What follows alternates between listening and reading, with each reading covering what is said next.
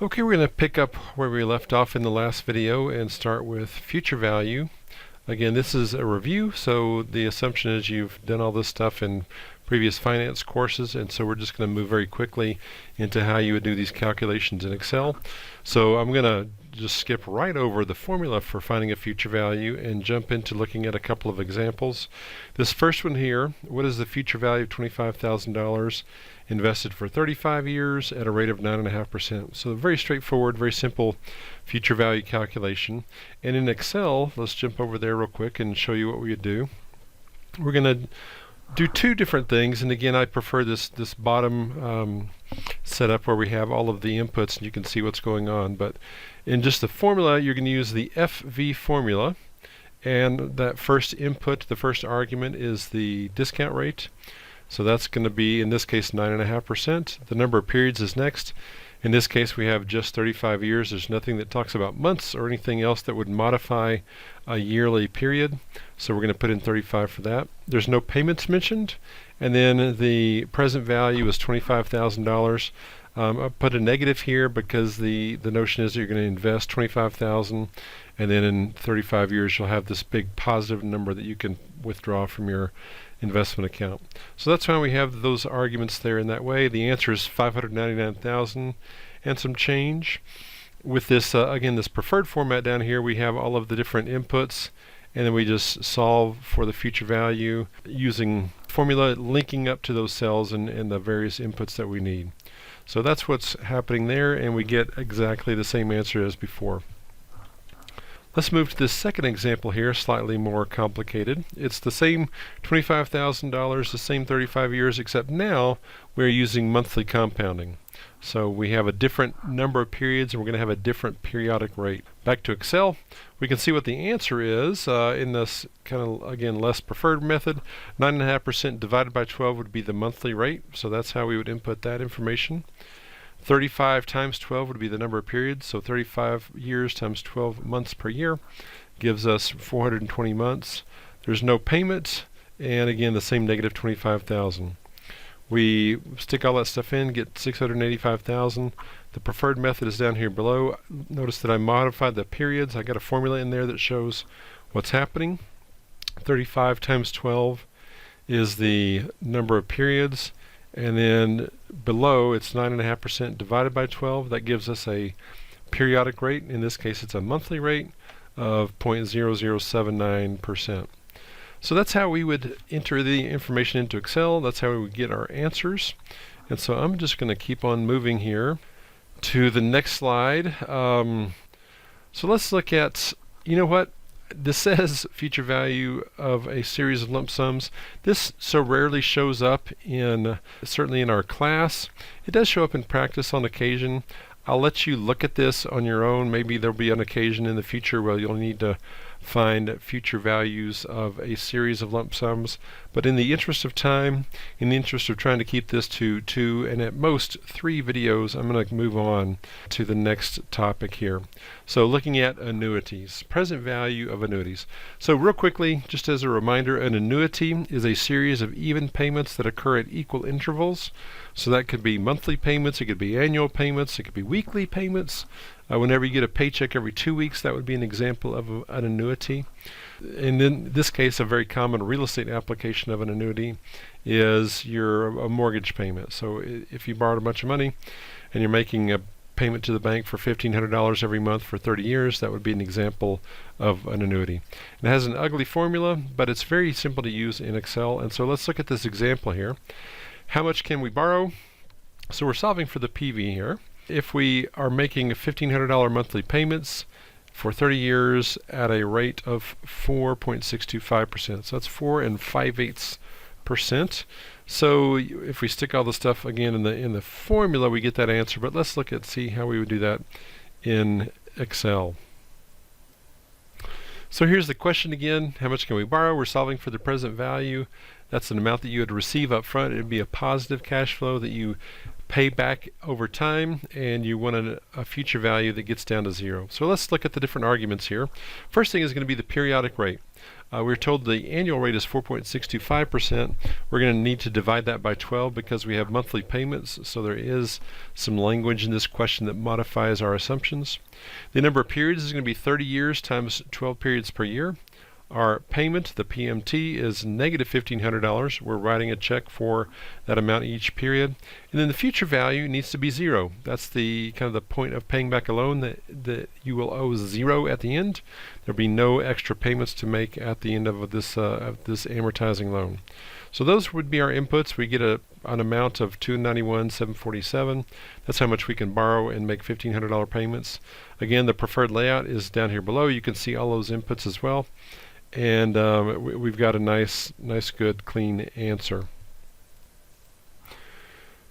So this is that same information that we just went over right here.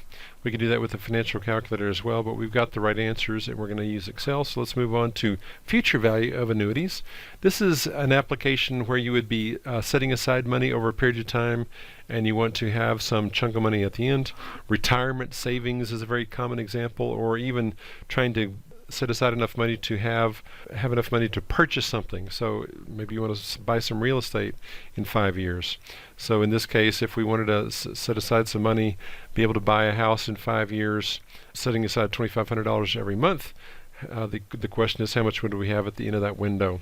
So let's look and see how we would do that in Excel. Again, now we're finding a future value, so we're going to use a different function than before. So the future value function, we're going to tell, again, the arguments. The first one is the periodic rate, 10.5%. We're going to divide that by 12 to get a monthly rate. The number of periods, we've got 5 years. Multiply that by 12 because we got 12 months per year. The periodic payment is a negative $2,500. That's because we're investing that. That says sets aside. Hopefully it's apparent that means you're investing it, putting it in a savings account or an investment account to build up into a bigger future amount. And the present value rather, we're starting off with 0. If we had kind of some seed money, something to get us started, we would put that there, but there's nothing mentioned in the problem, and so we're starting with 0. So we get 196,172. Again, there's the framework down at the bottom to move through that with a little bit more clarity to an end user of your spreadsheet. So let's just keep on moving here. That's how you do it with a time value calculator. We just talked about how we would do it in Excel. So let's move on to the next topic, and that is how we would do an internal rate of return in Excel. Now, thankfully, IRR is a very simple calculation. We've got an example here. What is the IRR for a 5-year investment with the following cash flows? So we have an upfront investment. We're paying $200,000. You'll see that that's going to be a negative cash flow. We get cash returns in each of those 5 years of $20,000. So we get 5 of those cash flows. And then we have a disposition or a sale of our investment, and we collect $260,000. This would be a kind of a very simplistic picture of a home, buying a single-family home as an investment property. Hopefully, you buy it for $200,000. You have this nice rental along the way, rental income, and then you sell it for an appreciated amount. Anyway, let's look at how we would do that in Excel. This gives some of the words here. We would use the IRR function. Let's just go look and see how we would do that. So here are the cash flows. Notice I put a little time subscript just to show what's happening. But we got a negative cash flow of $200,000 up front. It's 5 20s, and we only see 4 of them here. The 5th 20 is going to be just like in that other problem we've done. There's the operations that gives us $20,000, and then we're selling the property at the end of that 5th year as well. So the assumption is we get to collect all the money for the 5th year, and on the last day of the year we're selling the property for the $260,000. IRR function is super easy. We just say equals IRR. That's using the IRR function, and then we just highlight all of the cash flows. Notice that you have to have a negative cash flow up front. If you don't have that, you will get an error. So it's important to include the upfront investment. If all you have is a series of positive cash flows, you will get an error, and there's no meaning there. So I'm going to move back to the slideshow as we're wrapping up this video and look at this function that you probably haven't seen before.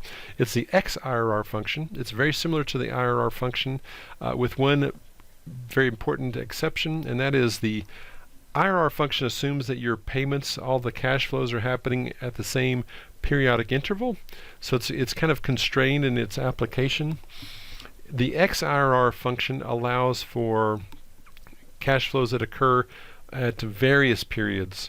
So you might get a cash flow 1 week, a month later you get another cash flow, 2 months later you get another cash flow, 6 months later you get another one. So it can take all of this into account, and it will return to you an effective annual rate. So it's a very useful function. Let's just look at how we would use that real quick. In this particular example, I've got these cash flows, again with a negative cash flow up front, and I've assigned dates to all these cash flows. In this particular case, I have these occurring basically quarterly. And then let's just talk through the IRR function and then work our way to the XIRR function. So first thing, if I just use the simple IRR function, I highlight those cash flows and I got an answer of 4.8. Now the tricky thing is these cash flows are occurring on a quarterly basis, so a very kind of simple way of annualizing that would be to just multiply that number times 4. So that's what I'm doing here. I'm taking that answer of 4.8%, multiplying it times 4, and I get this simple annualized number of 19.2. Of course, that ignores some of the compounding effects that are occurring over time, over the course of the year. So a better answer, a better way of looking at that 4.8 that you're getting every quarter is to assume that there's some compounding during the year, and so we would get an effective rate. That's what this is doing, 20.6%. This is, again, annualizing it with taking into account the earnings or interest on interest over the year.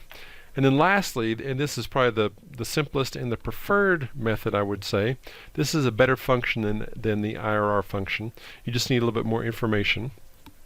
But what I have here is the XIRR function requires two arguments. The first one is the values, so I highlight all the values. I hit the comma, and then I highlight the dates that I've set.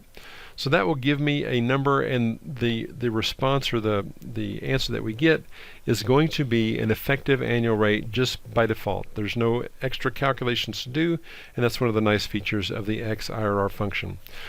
We're going to stop this video here, and we'll pick up in the last video, video number 3, with taking a look at the NPV function. Again, a very useful function in real estate, and then we'll wrap up by looking at the XNPV function. So I'll see you then.